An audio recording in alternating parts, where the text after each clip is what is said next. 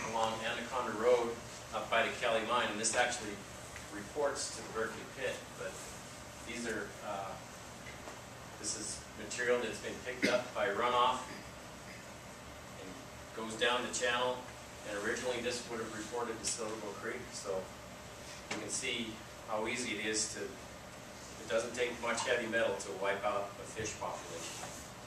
Back in the day, it's no wonder we had no fish in Silverbow Creek.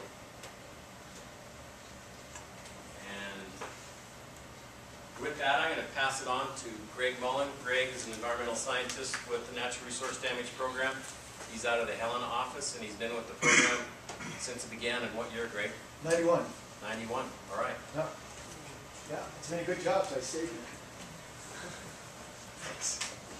I'm going to talk about legal threshold. I'm not an attorney. If I start sounding like one, go ahead. Throw the paper airplanes at me if you want. Basically, Pat touched on the law, the Superfund law, again, two arms, kind of the EPA remedy component and then the natural resource damage component. And it's really an interesting law. It allows us to restore, replace, or acquire the equivalent of all the injuries that Pat just talked about. It not only restore the actual injured areas, such as groundwater, we can actually get lost services replaced, which is really unique. And I'm going to show about 8 or 9 slides that kind of depict what this slide is. Whoops. One example of restore is what we did in Silverbow Creek at Ramsey Flats, right near Ramsey there. We took out about 500,000 cubic yards that Remedy wasn't going to take out. We removed those. They all went to the opportunity ponds. This happened about 6-7 years ago. But it's just an example of what we can do under the law, under restoration. So an example here would be, like Pat talked about, we could remove the north side tailings or the parent tailings. That would be equivalent to what we did along Silverbow Creek. And we used other funds for this along Silverbow Creek.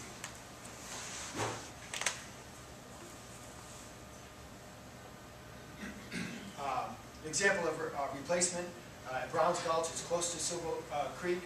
It replaces lost services, and it's very similar to what we lost there. Again, surface water injuries, fisheries.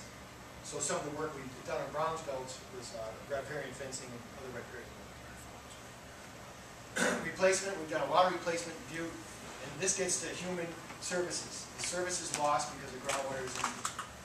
What these main service, of course, that the groundwater couldn't provide was drinking water. So far we spent about $35 million, again with other funds, not the $28 million, $30 million call we're talking about here, but with other NRD funds, we spent approximately through grants, few Silverbow grants, $35 million in replacement of pipes from the Big Hole, urban pipes, enhancing the Big Hole Dam, the Big Hole pump house, things like that.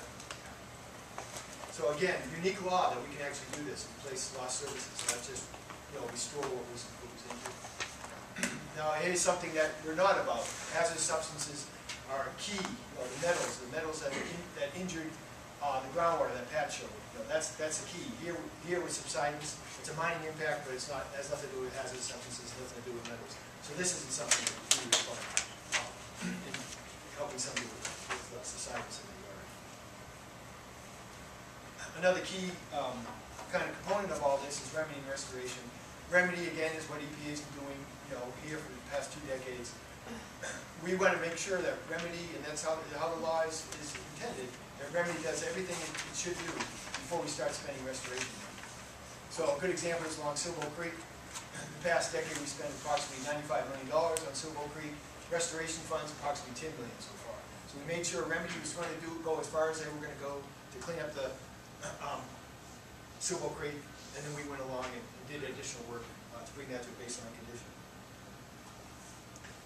Benefits is key to the money that is granted in this program, and the benefits have to be towards what was injured at the services of those natural resources, and that's key again. Natural resources is what we're talking about. Another example along the Greenway, wetlands we created. Remedy wasn't doing that. We used restoration monies for that. And additional riparian plantings along Silverbow Creek. One thing unique about Silverbow Creek that we don't have butte, that we also had not only aquatic and groundwater injury, but we also had injuries terrestrial, to wildlife. So we spend monies on wildlife enhancements as well over the past decade. Again, I talked about public water and the many things that have been funded over the years.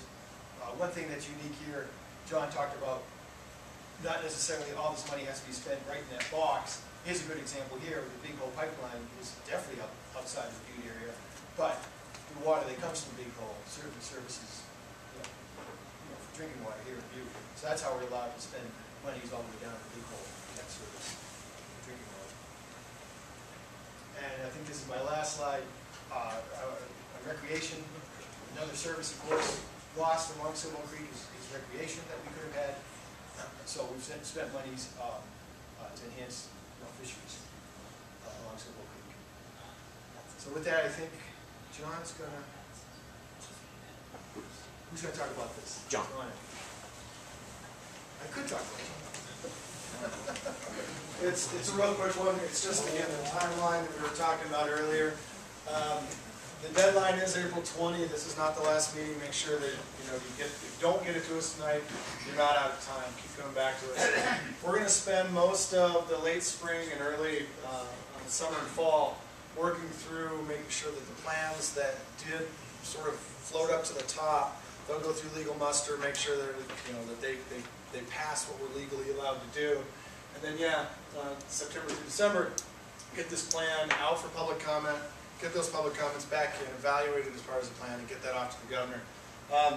Just interestingly, before the parade, the governor stopped into my place. We chit-chatted for a couple minutes about this, and he is excited. He wants to see this plan on his desk.